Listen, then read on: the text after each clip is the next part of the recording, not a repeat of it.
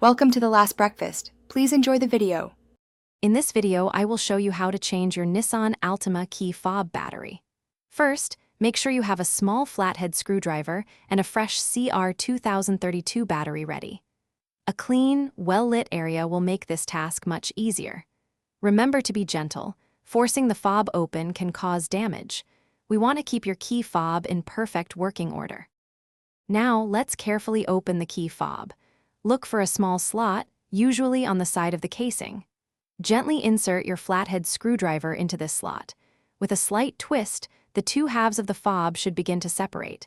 Take your time and avoid applying too much pressure to prevent any accidental damage. Hey everyone, if you're finding this video helpful, please hit that like button and subscribe for more useful tips. Quick recommendation: for endless stories and knowledge, check out the new Kindle Paperwhite. It's perfect for reading anywhere.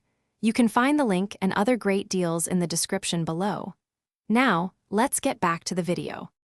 Once the fob is open, you'll see the old battery. Before removing it, take a quick mental note of its orientation, usually with the positive side facing up. Carefully pry out the old CR2032 battery. Now, insert your new CR2032 battery, ensuring the positive side is facing the same direction as the old one. This ensures proper function. Thanks for watching. If this was helpful, leave a like and consider subscribing. See you next time.